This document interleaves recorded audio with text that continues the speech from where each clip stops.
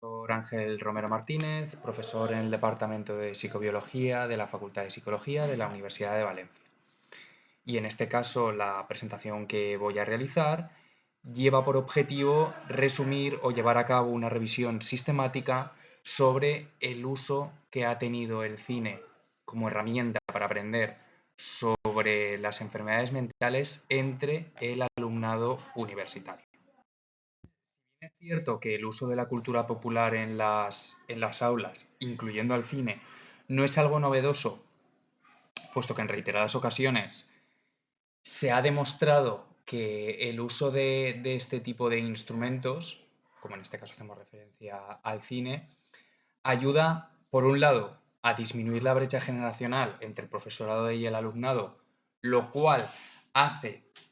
o acerca tanto a un grupo como al otro,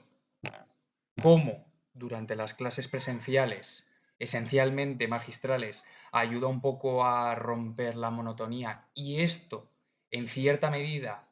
repercute de forma positiva en la asistencia a las clases. Obviamente, resulta imprescindible analizar si el uso de este tipo de instrumentos, es decir, el cine, puede ayudar y contribuye de forma efectiva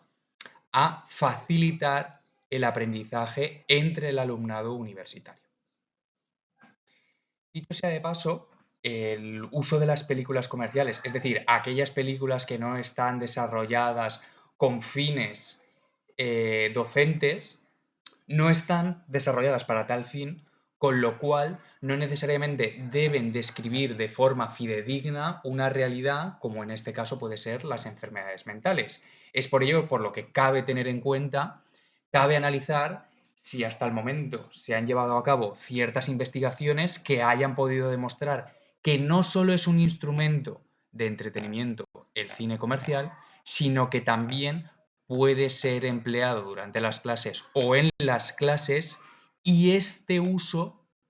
repercute de forma positiva, es decir, al final facilita el aprendizaje entre el alumnado. Planteado hasta el momento, es decir, si el cine está planteado para entretener, es decir, no se ha diseñado necesariamente para favorecer el aprendizaje, es decir, basado en evidencias científicas, sino que en muchos casos, digamos que se toman ciertas licencias para, para presentar, por ejemplo, ciertas enfermedades mentales, cabe poner de manifiesto o cabe ser crítico o llevar a cabo una revisión de las evidencias que existen hasta el momento para demostrar si efectivamente el cine podría ser una cuestión útil o una herramienta útil para favorecer el aprendizaje de o sobre las enfermedades mentales entre el alumnado universitario.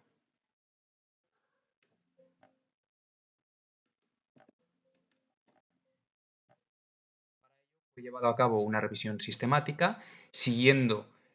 todas las recomendaciones establecidas en Prisma para llevar a cabo revisiones sistemáticas con una calidad mínima. Esto es una descripción de ciertos términos, tal y como pueden verse ahí, relevantes en este ámbito educativo, en este ámbito científico, en un mínimo de 3 bases de datos. Para ello, las bases de datos empleadas son Scopus, la Web of Science y PubMed. Obviamente, como criterios de cribado o como criterios de inclusión, es decir, para aquellas investigaciones que finalmente van a ser recogidas en esta revisión sistemática, cabe tener en cuenta que uno de los primeros criterios que fueron establecidos fue la necesidad de toda investigación empírica que fuese finalmente incorporada en este trabajo de revisión tenía que tratarse de un trabajo empírico publicado en un medio científico, normalmente una revista científica, pero también tuvieron cabida aquellas investigaciones científicas que pasaran por un proceso de cribado equitativo al proceso de revisión por pares. En segundo lugar, fue imprescindible que estas investigaciones fueran llevadas a cabo con estudiantes universitarios con independencia del grado en el que se llevaran a cabo. Y no solo eso, sino que fue imprescindible el uso del cine y concretamente el uso de este tipo de herramientas centrada en el aprendizaje sobre las enfermedades mentales. Y, en último lugar, también fue necesario que estas investigaciones fuesen publicadas, bien sea en inglés, bien sea en español. En el diagrama de flujo que aparece representado en esta imagen podrán comprobar cómo la aplicación de los términos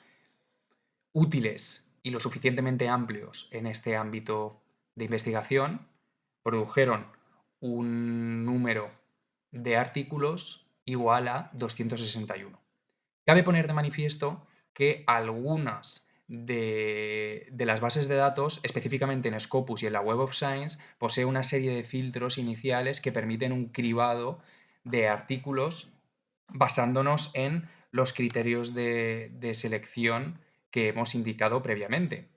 como por ejemplo aquellos publicados en un idioma distinto a los idiomas de interés, aquellos que por ejemplo fuesen revisiones sistemáticas, se trataran de trabajos de revisión, fuesen tesinas doctorales, publicaciones en congresos, etcétera, etcétera, permitieron aplicar esa serie de filtros. Con lo cual, la búsqueda inicial fue ligeramente superior, simplemente que nos hemos basado en el número total con ese proceso de filtrado inicial.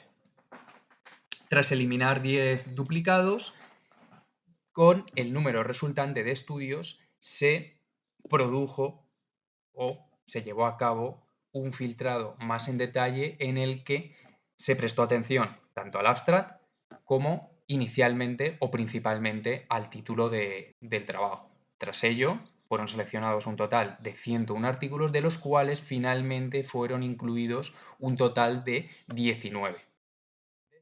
De estos 19, la mayor parte de las investigaciones incorporadas se basaron o estuvieron principalmente basadas en estudiantes, tanto de los grados de medicina como de enfermería, puesto que en muchos casos hacían alusión a módulos relacionados con la psiquiatría. De estos, el 78% estuvieron basados o emplearon una metodología cuantitativa, es decir, hicieron una objetivación o hicieron una valoración cuantitativa del proceso de aprendizaje, mientras que el 32% restante empleó una metodología cualitativa basada principal que no únicamente en el análisis narrativo de la experiencia de la propia práctica o del propio módulo que tenía por fin o tenía con el principal objetivo aprender sobre las enfermedades mentales. Cabe poner de manifiesto que con independencia de la metodología aplicada, la mayor parte, por no decir la totalidad de las investigaciones,